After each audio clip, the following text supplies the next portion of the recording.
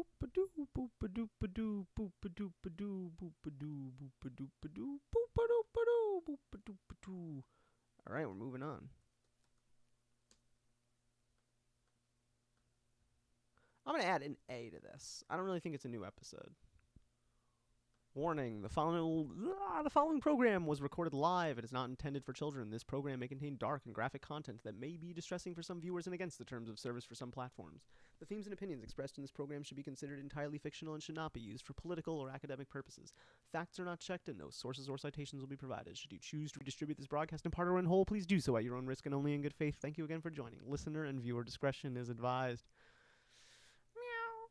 Hello and welcome back to Rainbows and Razor Blades. On today's episode, it is still the 25th of July, 2024. We're going to be looking today at Bloomburrow, but we're going to be going to the green. We're doing green. I'm very excited for green because so far white has been my favorite. It was also the first one we looked at. I think had I started with blue and then looked at red, I would have been underwhelmed by this set. I didn't really feel like either of those had a cohesive... I just didn't feel like they were that good. I didn't feel like they added anything to, like, I didn't look at them and be like, wow, I want to run these cards. They're so exciting. I looked at them and I was like, yes, some of these cards could go in some decks, but really not like that I'd want to build around, if that makes sense. Like I'm a deck builder type. There's Timmy, Johnny, and Spike, but then there's also like deeply autistic weirdos. Like that's like, it's like a known thing that like, I think Mark Rosewater used to write archetypes, like stories about the archetypes of the players that they would design cards for. And I am, a minority faction that purposely wants to play garbage. I forget what we're called. Timmy's, is that right? Timmy, Johnny, and Spike. I forget which one is which. I forget all about this stuff. But anyways, let's just jump right into it. There's no reason for me to keep lagging. So this time I'm going to have my camera on. I forgot in the last episode, so which kind of ruins it because I'm very expressive. Like, oh, I make faces. Anyways, here we go. I'm pretty excited for this. I'm not going to lie. Baker Bane duo. So again, continuing the friendship theme and duo theme. I really like that so far in this. It's like adventurer duos. And I really think that that's like a good theme core, especially since they're going for like whimsy, I guess would be the word, as like a thing. I haven't read anything about this set, but so far I'm really enjoying it. I think it's very well designed. I also like the maple leaf fractal design for the thing. Anyways, when Baker's Bane duo enter... Baker's Bane, that's so funny. Look at them. They're about to steal this pie. Create a food token. When you expend 4, Baker's Bane duo gets +1/+1 until the end of turn. I mean, it's not a good card by any stretch, but it's funny. I'll take the crust, chittered the squirrel, and I'll take the filling, drooled the raccoon. Bark Knuckle Boxer. Look at this dude. May your bark be worse than your bite. Bark like a tree. Raccoon Folk War Blessing. That's funny. Whenever you expend 4, Bark Knuckle Boxer gains indestructible until the end of turn for a 3/2 for 2. I mean, that's, to me, coming back into Magic the Gathering, a little bit maybe undercosted. Wait a minute. What was Garruk's Warbeast or whatever it was called? Was that a 3/2 or was that a 3/3? I don't really remember. But yeah, 3/2. I mean, like, that's like, it's big. It's green and it's doing stuff. Wow, look at this artwork.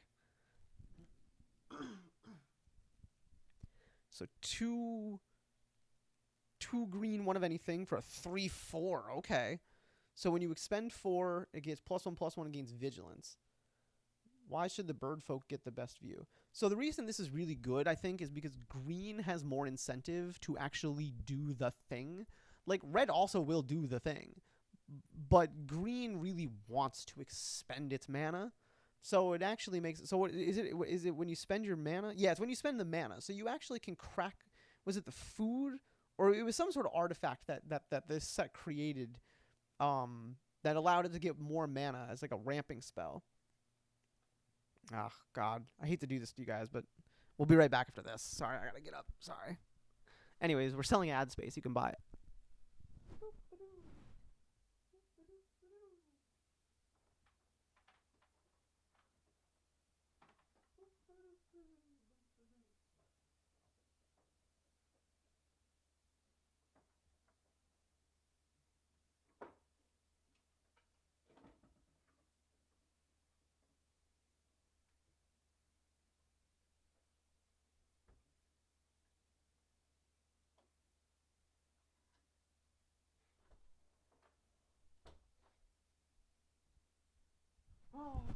God, sorry about that. All right, let's get right back into it. Sorry about that. I had to clean up a little bit. I saw some stuff that was making my OCD go a little nuts. So I was like, okay, can't cope with that. Had to go fix it. Anyway, Clifftop Lookout. I like this card already. I didn't even read it.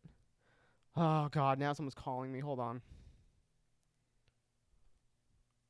All right, sorry again about that. I had to answer that phone call. Anyway, for you, oh, jeez. For you, you had, you didn't miss nothing. All right, Clifftop Lookout for 3. Reach. This better do something really good. This better ramp. For 3, if I'm only getting a 1/2 reach, this better ramp. Reveal cards from your library until you reveal a land. Put that onto the battlefield tab. Oh, it does ramp, and it ramps well, actually. It's I thought I was just going to go fishing for a land into the hand, but it actually does ramp. And it says a land card. It doesn't say basic land card. So this is actually pretty good. I just wouldn't run this because I just don't want to be paying 3 to do this. You know what I mean? I'd rather a creature card that taps to add mana if I'm paying for it at 3. Mill 4 cards. Interesting. Green with mill. I mean, green does get mill. But wait, is it mill from your opponent or self-mill? Like mill 4 card. I guess it's self-mill. Because dredge, is like Goyf. Jeez, man. Put this in a Goyf deck. Oy. Alright, mill 4 cards. You may put a permanent card from among the cards milled this way into your hand. If you control a squirrel or returned a squirrel card from your hand this way, create a food token. I just don't want it. Like, yes, green does create card advantage this way, but in rare and usually high-costing situations, green can actually do direct card draw. Oops. Bushy. Wait, does this give the price if I click it? No, it does not.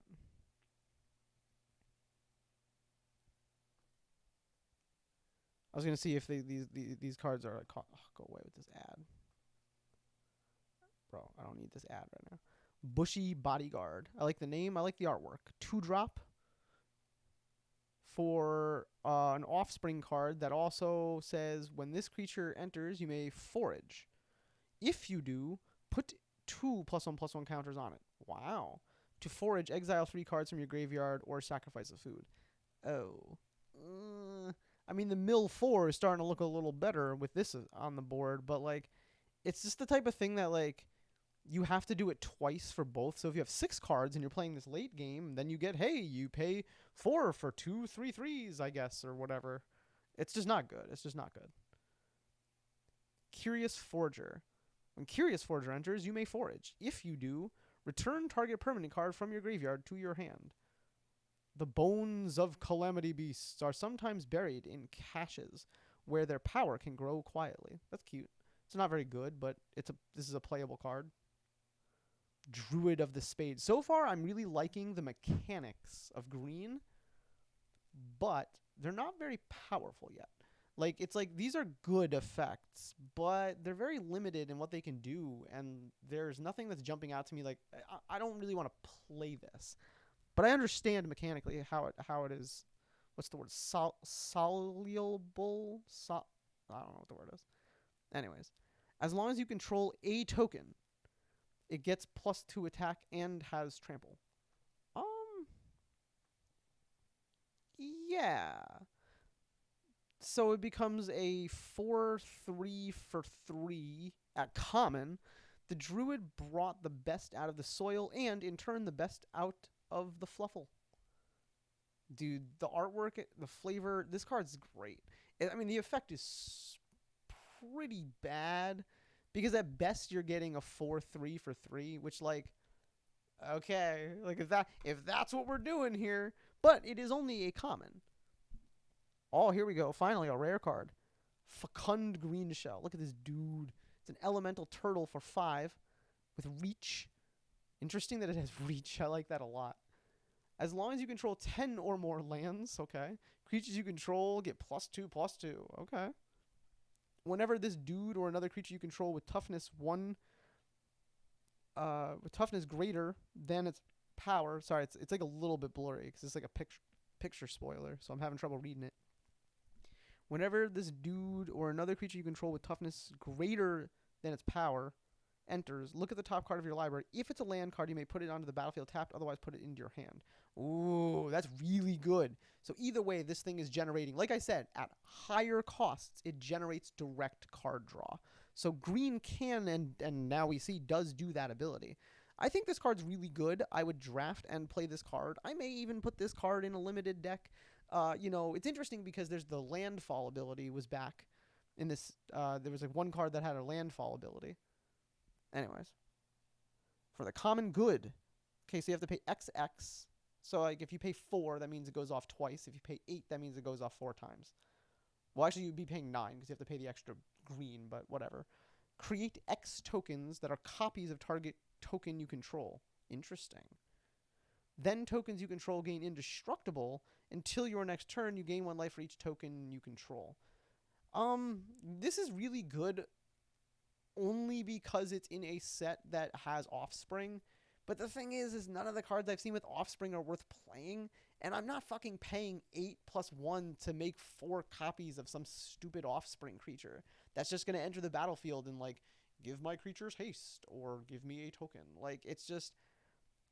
I mean, the you gain 1 life for each creature token you control means you can pay 1 green to gain 1 life for each creature token that you control. Because you can pay 0/0. So that is good. It's a viable card in that regard alone. It's not very good. It's just because you're paying 2 plus 1 green to copy a creature token, which can be broken circumstantially. So there's a very limited way that this card plays well, but it's kind of cool. Despite their differences, every creature and culture of Valley stood in unison against the threat. Trademark, the threat. I wonder if we're talking of the Calamity Beasts, which we've seen none of, by the way. Galewind Moose. I love this. Look at this thing. This thing's beautiful. It's huge, it's powerful, and it has exactly the right evergreen abilities. Flash, Vigilance, Reach, and Trample. In green, this thing is a big ambusher. It comes out of nowhere and wrecks your shit, and you're paying 6 to do it. And then it strikes back the next turn and is still there. This card's great. This is so far my favorite green card. Something has stirred the Calamity Beasts, and they are wreaking havoc. Anyone who wishes to help, come forth. Whether it's with your sword in the fight or your shovel in the field, join me. Mabel, heir of Cragflame. Cool. I love this card. I would draft that for sure. Hazard Root Herbalist. When you attack, target creature you control gets +1 attack until the end of turn. That creature is a token. Oh, if that creature is a token. It also gains Death Touch until the end of turn. I mean, it's...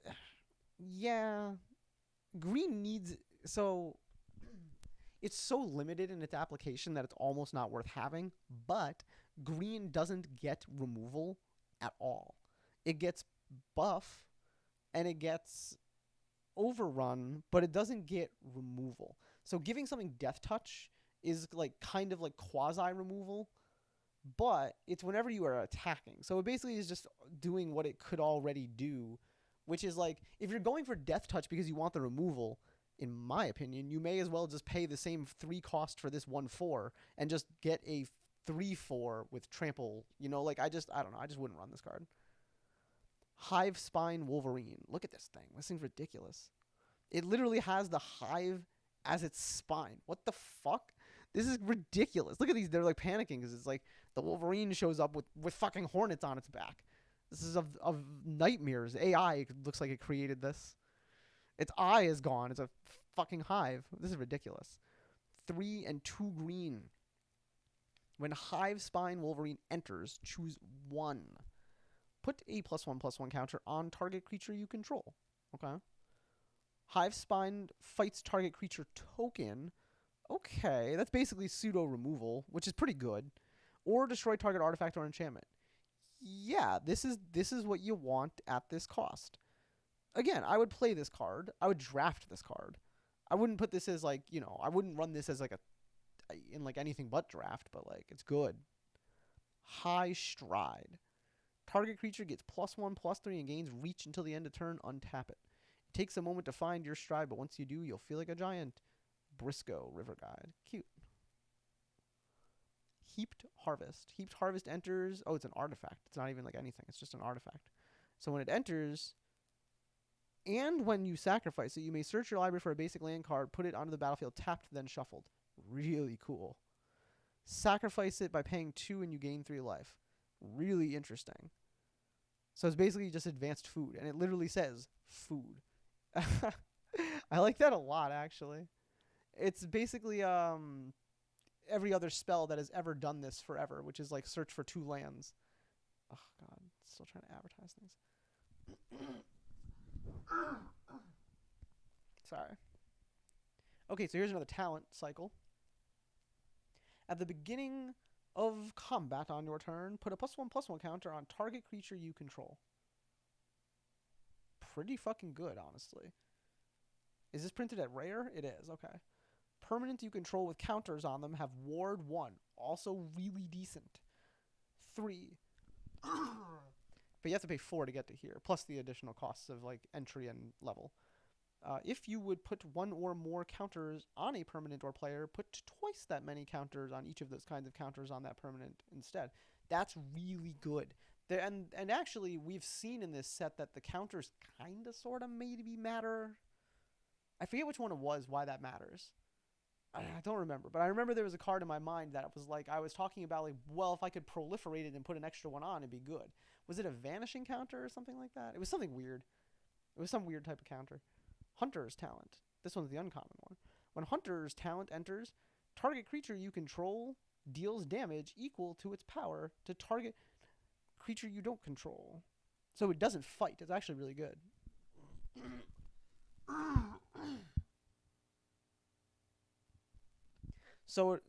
But it only happens once. It's when this thing enters, not when the creature enters. So it's not bad. It's like as an enchantment, as removal for green, this is actually really decent. And then it says, whenever you attack, target attacking creature gets +1 attack and trample until the end of turn, which is very standard and very boring. At the beginning of your end step, if you control a creature card with 4 or greater, draw a card. Yeah, this card is, I would draft this for sure. I like the artwork a lot. I like the anthropomorphization of all these animals. Oh my god, look at this dude. I like how it's just like, it could have been an elephant head, you know, with a tusk, like whatever those, the elephant people. Or it could have been a lion, like from Naya. But instead, it's a squirrel. Like, it looks like it's something out of Unglued, you know? Or Unhinged. The silver border goof sets. Honored Dray Leader. And it's 2 and 1 green for a 1/1 with trample. When Honored Dray Leader enters, put a +1/+1 counter on it for each other squirrel and or food you control. Okay. And then it says whenever that a squirrel or food enters, it gets the counter too. Yeah, this is very standard for what green does. It's thematically perfect, so glad they made that card. Keen-Eyed Curator. 2 green for a 3/3. Ooh, it's a rare card. And it's a Raccoon Scout. As long as there are 4 or more card types among cards exiled with Keen-Eyed Curator, it gets +4/+4 and has trampled. And then you can exile cards from your graveyard.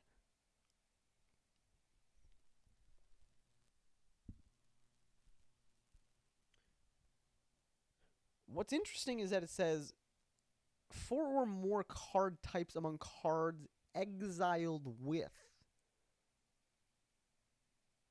Does that mean that if the cards exile themselves, or like you use the flashback ability, it isn't counted towards that? I'd like to see the ruling on that. Like, do I have to pay 4 to basically level this thing up? I mean, it's on theme. We've seen that, like, you know, green has been doing this ability. This is just kind of a different wording of that, rather than, like, whatever the other wording has been on the common ones that we started off with. Now, this one's a real collector's item. They say Lily Emberseed herself drank from this mug when she was still Lily of the Valley. That's cute. We haven't seen anything that's really, like, eye-grabbing yet. I'm still excited to see, like, what the mythic's gonna be. Long Stalk Brawl. This looks like an instant, but I guess it's a sorcery. I love it. I love how it's, like, using, like, a leak, like a far-fetched Pokemon. Gift a Fish. Choose target creature you control and target creature you don't control. Put a +1/+1 counter on the creature you control if the gift was promised. Then those creatures fight each other. Okay. Yeah, cool. Oh, here we go. This is what I was just talking about. I was like, I'm hoping we're gonna see something cool soon.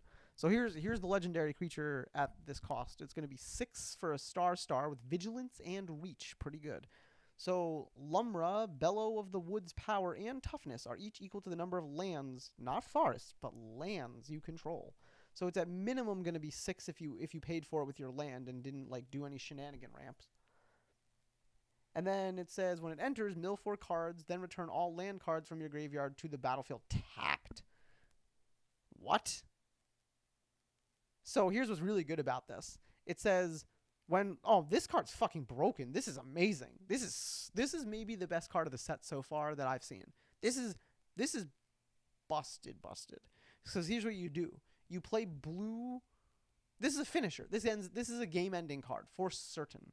Because... well, maybe not, but like basically yes. But here's why. Because it says when it enters. It doesn't say when it is cast. It just says when it's entered. So what you do is you play blue, black, and green, and then you reanimate this from the graveyard. Because there was a couple of reanimation spells in this set. You bring it back from the dead. It comes into play. It mills 4.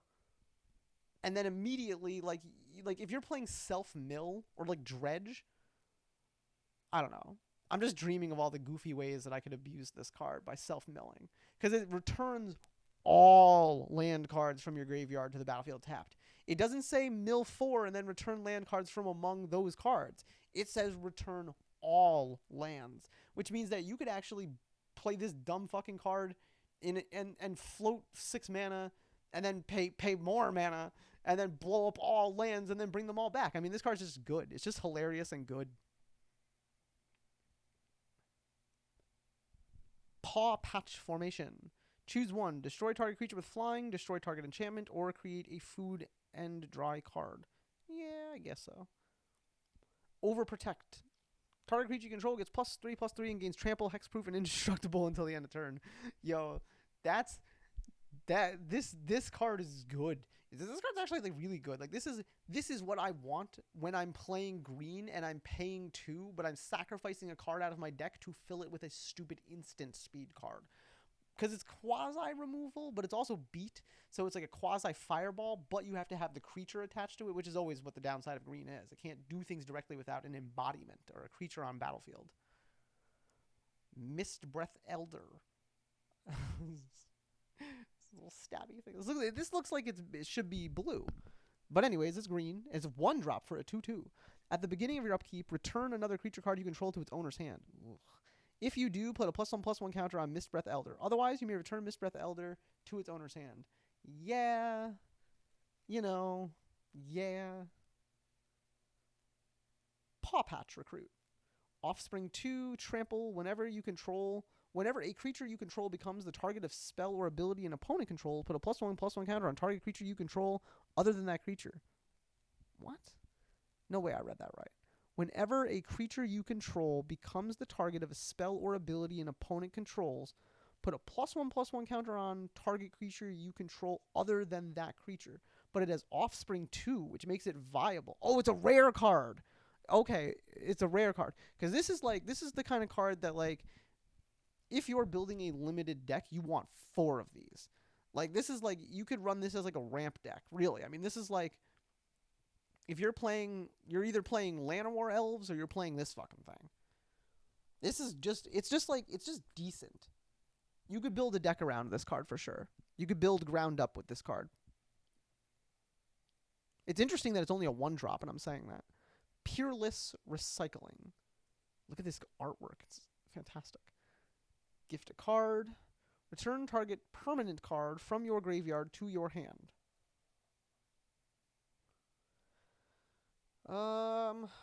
It's interesting that it targets permanents. If the gift was promised, instead return 2 target permanent cards from your graveyard to your hand. Yeah, and it's instant speed. It's instant speed. Because otherwise it's just not that good. Polywallop. Oh my god, the name, the artwork. Just amazing. Let's see what it does. Okay, so it's 4-drop instant speed. This spell costs 1 less to cast for each frog you control. That's so funny. Target creature you control deals damage equal to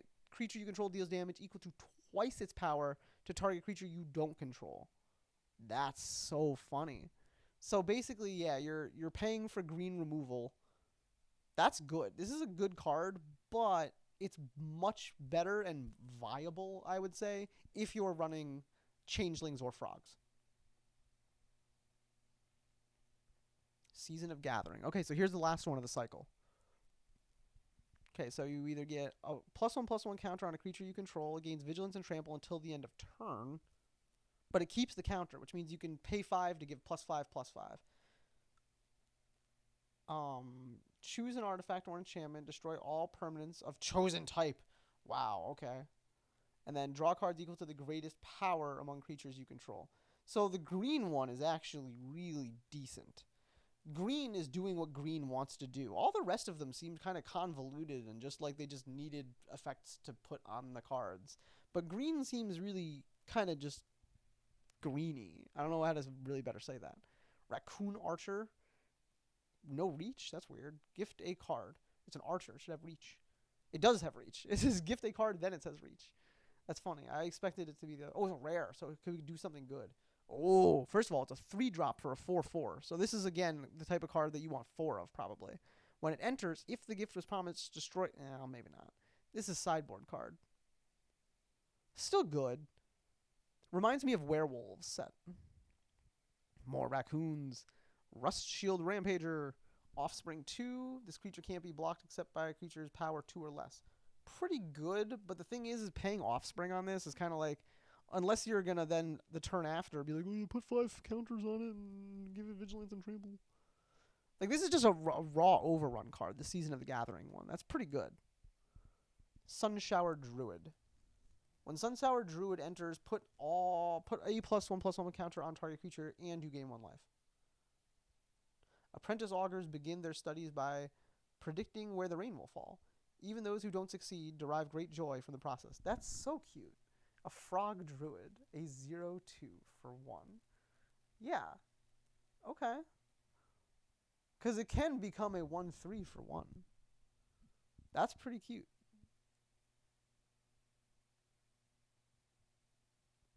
Whenever you put 1 or more +1/+1 counters on a creature you control, put a supply counter on this dude. Remove a supply counter and draw a card.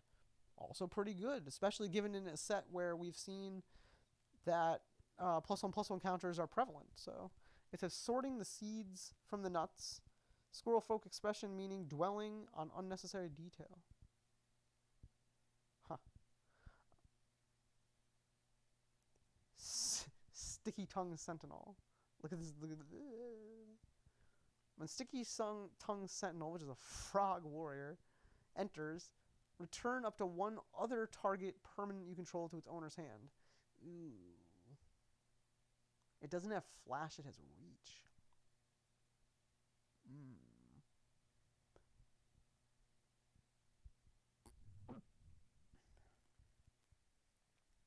Oh, cool. A Mole Druid. I like that. It's easy to find your way around the root maze if you know what to look for, listen, smell, feel, and taste for. And it's a 1/3. 3-tree root reaver. Ridiculous. I would run 4 of these just because I love multicolored decks. Thorn Vault Forager.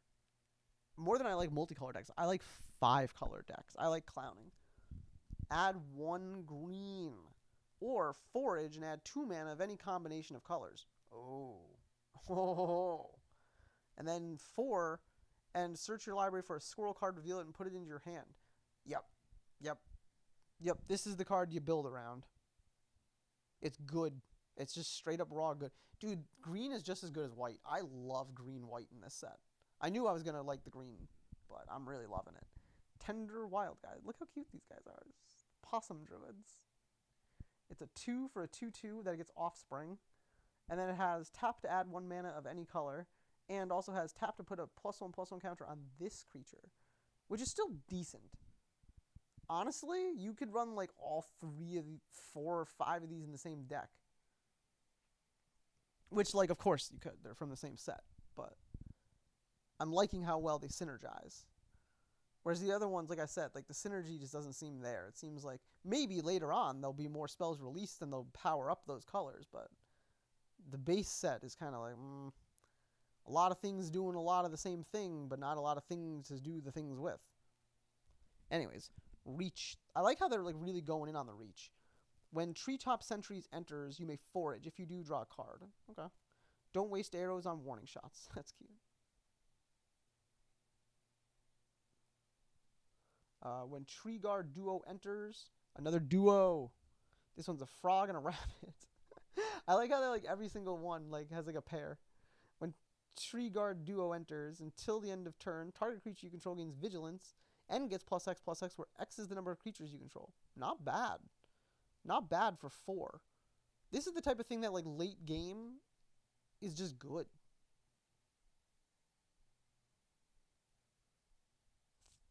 3 Tree Scribe. Okay, so we had the what? The Druid? Yeah, the Root Druid. It's easy to find your way around the root maze if you know what to look, listen, smell, feel, and taste for. And then this one says, the tree wants to give me a warning. I just need to help it communicate. And then it says, whenever 3 Tree Scribe or another creature you control leaves the battlefield without dying. Interesting. Put a +1/+1 counter on creature you control. That's really interesting, because we do have the flicker effect, although it isn't by that name in this set. Or at least things that benefit from it. I think with white it was. Okay, here we go. Finally we get to see... Oh, it is an otter. Dude, there's an otter wizard. Remember I said I wish this was a planeswalker? That's ridiculous that it's actually a planeswalker. This set is so cool, dude. Valley Might Caller. Trample. Frog Warrior. Trample. For 1/1, what else does it do?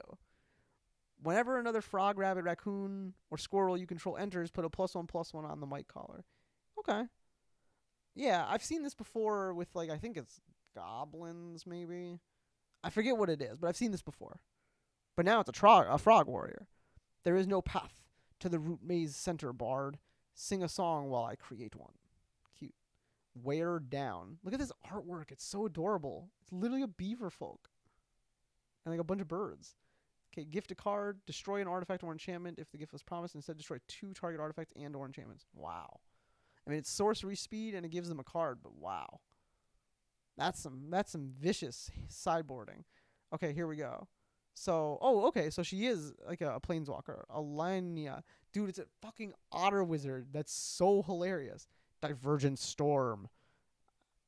This is exactly the card that I expected it to be. Let's see what it does. 3, 1 blue, 1 red. I'm going to guess without reading what it does. It's probably... Oh, it's not a planeswalker. It's actually not a planeswalker. Never mind. I'm not going to guess what it does. I was thinking it was a planeswalker, but then I realized the frame was wrong. Whenever you cast a spell, any spell, if it's the first instant spell, the first sorcery spell, or the first otter spell other than this thing that you've cast this turn, you may have target opponent draw a card. If you do copy that spell, you may choose a new target for that card. So basically everything has gift for copy. Yeah, I mean, that's just really, really, really good.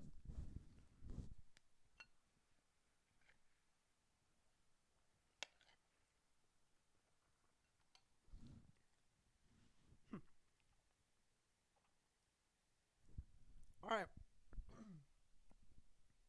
That'll do it. Next, we'll do multicolor. Guys, thank you so much for joining. We'll be back again immediately.